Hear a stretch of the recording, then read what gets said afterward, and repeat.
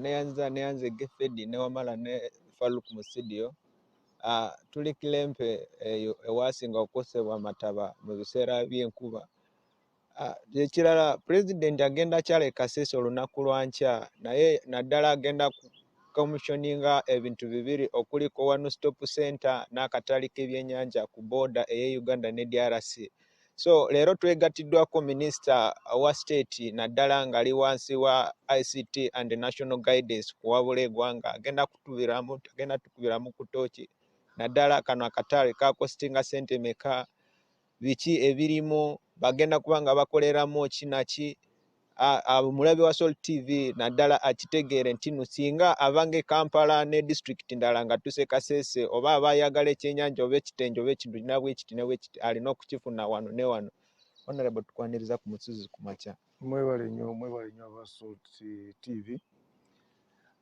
Amanya gange nze Kabyanga Baluku Godfrey Kime ndi minisita omubeezi w'ebyamawulire bya kalimagezi n'okulungamya eggwanga, naye ndi musajja ava mu nsozi za Rwenzori.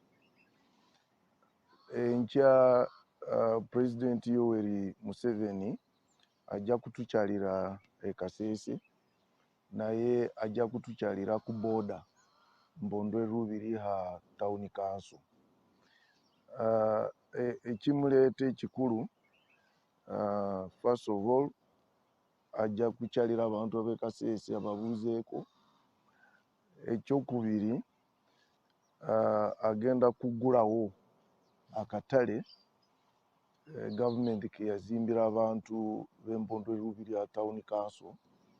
Si ka byennyanja byokka, naye katali ka buli kimu, kali ku boda, kalinga international market, buli kimu kibeeramu, naye ebisinga kubeeramu byakulya: ente, amagi, enkoko, deni n'ebirala ebikozesebwa, mifaliso, plastics, bintu byonna bibeera mu kataali ako, ebiva e Congo n'ebiva e Uganda n'ebiva ebweru gy'amawanga ga Africa. Ekyokubiri, agenda kuggulawo kye tuyita one stop border center. Kati ku boda zonna ez'amawanga ga East Africa bazimbyeko zibayita one stop border centers. Kati n'Embondwe naye bazimbyeyo esente eyo. Eyo one stop center ejja kubeera mu agency za gavumenti zonna zoyeetaaga kusubula bw'oba osubulira mu mawanga. Kati aba migration bajja kubeera mu sente eyo, aba Uganda Revenue Authority bajja kubeeramu, aba Investment Authority, buli omu akola ku bizinesi. Juzi n'aba Posta Uganda bazze kubanga bo be batambuza parcels n'ebyenguzi byonna by'oba oyagala kutambuza. Aba Posta be bakola ku addressing system, beetaaga ndi bw'oba otambuza ebintu byo oba oyina address gwe ojja kubagamba ndi Gerard mbeera Kasese, then bo bw'oba oyina address yaabwe baba balina coordinates zo, so that ebintu byo bwe bijja babikuleetere where you are. Then n'ekirala, balina internet eya sente ensamusamu. Bw'oba oli ku border post ng'oyagala ku accessinga internet, oyagala kufilinga returns za URA, oyagala kufilinga forms za immigration, ojja genda mu Posta Uganda obikoleko. So buli agency ye gavumenti ekola ku by'obusuubuzi or facilitating obusuubuzi ejja kubeera mu one stop border center. So gavumenti yafuna grant kuva mu Great Lakes Trade Facility ey'okuzimba ebizimbe ebyo bibiri, akatale akanene ako akatale kakomodatinga ng'abantu 2,000 abasuubuzi. Then ne one stop center akatale twakazimbira million $2 then ne one stop center yatwala $1.4 eyo yonna yali grant eya Great Lakes Trade Facility. Kati ne ba trademark nabo bagenda kuteekako facilities endala. Ate mukitegeere nti n'oluguudo lw'e Congo oluva Embondwe kutuuka e Butembo tulukola ssawa zino. Gavumenti ya Uganda ne gavumenti ya Congo bataddemu ssente bateekemu chorus kubanga Eastern Congo is a very big trade partner. Kati obulamu bwaffe nga bana Kasese buli awo ku border. Kati Eastern Congo eyo waliyo abantu bangi abasinga aba Kasese district. Ate ebintu ebibakozesa ebisinga biva wano Uganda, ebyokulya n'ebirala. So ako akatale tukaagala nnyo. Ate ekirala tuli lulimi lumu. Wano abakonjo tuliwo nga 1,500,000 naye mu Eastern Congo bali 8,900,000. So tuli lulimi lumu, tuli baluganda, naye ekikulu ffe tubaweereza buli kimu. Ye Congo eva bintu ng'embaawo, bantu ba minerals nyingi, feeza n'ebirala, naye ebisinga ebyokulya n'ebyokukozesa byonna biva wano Uganda. So ako akatale kanene nnyo, enguudo tujja kuzikola. Kati tuzimbye ne one stop border center n'endala eri ku sayidi eya Congo. Wano bazimbyewo ne Congo bazimbyeyo. Kati olaba nga last 2 weeks ago bridge ya Lume ku mugga gwa bayita Lume motoka yagwonoona. Kati aba dot services gye bali balukolako mpola mpola so that motoka zitandike kutambula kubanga tuzeetaaga, ate n'ebintu byaffe tubyetaaga bigende. So president tumulinze, abantu b'e Kasese bamulinze, automatically abantu tubayita bajje bamulinde, bamwanirize ku nguudo, then ajja kusiŋŋana abakulembeze n'ab'ebyobusuubuzi naye nga si bangi nnyo kubanga omugalo ogw'okukola rallies gukyaliwo. Ate pulezidenti tayinza kumenya mateeka ge yateekawo, naye at least abantu ajja kubaawuubira n'abantu abatonotono abakoze covid test ajja kwogeramu nabo mu kifo ekyo kibateeseteese aba Ministry of Trade. So wano waliwo abaminisita bangi abajja kubeerawo n'abakulembeze abalala abava e Congo n'abawano e Uganda, bonna bajja kuba ku booda enkya. Honorable, olowooza Kasese abaana bakaba emirimu, olowooza kano akatale ne one stop center kanaakendezako okukaba kw'emirimu mu Kasese district?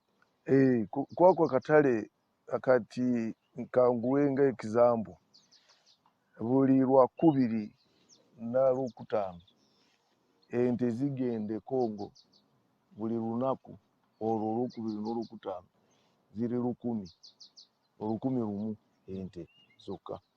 Amagi trays 5,000 Olwokubiri n'Olwokutaano 5,500. So buli wiiki emu 10,000.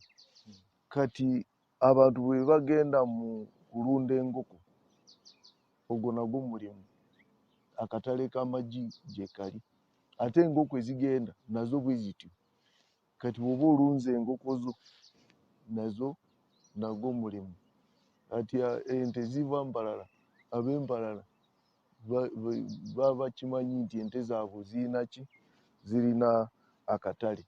then abantu bakamanyinga katale k'ebyennyanja kati ebyennyanja biva Kenya biva Sudani biva Tanzania n'ebirala mu Uganda muno kati bwe bituuka wano then abana Kasese baba bitambuza baba bitwala e Congo kubanga abantu bavudde e Kenya batya kuyingira mu Congo kubanga dynamics za Congo si nyangu nnyo kubanga mulimu ebizibuzibu bwe bityo so eyo yonna mirimu ebeera ku boda kati ako akatale wekali lockups weziri baziwadde abantu bakolere mu bizinesi zaabwe so ye ku boda bw'otuukayo buli muntu ayina ekyakola forex bureaus weziri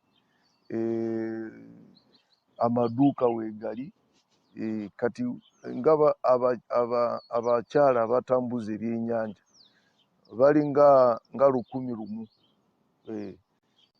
so buli omu ayina ekyakola so akato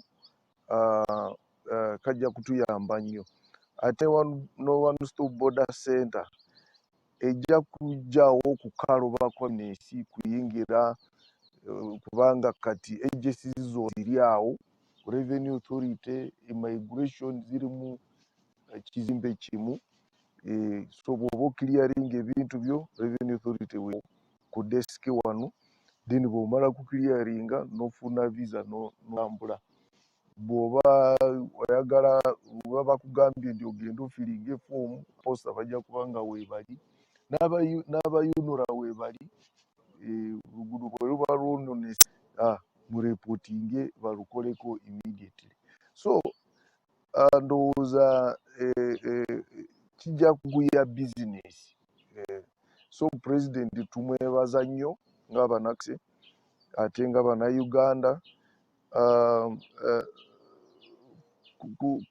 kutuzimbira ebyo bizimbe bibiri ate kubeera muntu wa buvunaanyizibwa because bali tibayinza kuweereza sente ng'ezo grant nga toli mukulembeze wa buvunaanyizibwa ate nga tebakumanyi nti ojja kuzikozesa bulungi.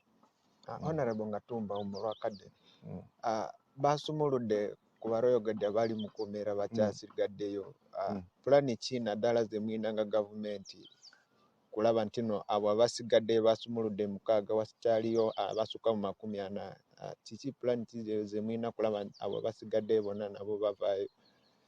Tuvudde wala nga tunegotiatinga ebintu ebyo by'aba Royal Guards at least kati 6 ogwo gwongedde ku 10 mu 10 abasumululwa mu mwaka gwa 2021 n'abalala basigaddeyo n'omusinga naye ebibye nabyo babitunulamu kubanga omusinga naye ali ku bbeeru naye katusabe Katonda ng'ebyo ebintu byonna biggwe tutandike bupya omanyi kati abantu boogera nnyo naye kyetaaga abantu musabe Katonda ebyo ebintu biggwe ate tubireke emabega kubanga wo wabe ekizibu kyaliwo ate buli omu akimanyi abalala tebagala kukyogerako naye nze ekyogerako purobulemu yaliwo waliwo mistakes ezakolebwa naye kati ndowooza tunegotiatinge abavayo ku bbeeru baveeyo ku bbeeru then ekikulu nnyo kulaba nti ebintu ebyo ne biggwa ate ezo mistakes zonna ne tuzireka mabega then ne tutambula ne tugenda mu maaso. Wamala byebyo minisita byasobodde kutuwayo simanyi oba mulinayo kibuuzo ky'okumuwa mu studio then tulekera wano n'abalala bakoleko. Honorable Kabyanga tweyanziza kwantu tuwabudde ku nsonga za President Nkyangajja naye just work katono nnyo ku ADF bali balina erinnya babayita yatugamba babayita bani deserters dene nnyo abavaayo abakkirizo ba reporters enteekateeka z'aba reporters nga government ICT ministry okutwaliza mukulu wa government enteekateeka ziri zitya okuyamba abantu abo twalengedde entoroko bazzeemu 17 battiddwa nga gavumenti abantu abo bayambibwa batya okubanga bava mu bikuba ebyo eby'ekiyeekera n'okutuula kifaananyi ekiri mu Ntoroko kati n'abantu okubanga bazzeeyo okukola emirimu gyabwe n'okubayambako abaali beemulugunya.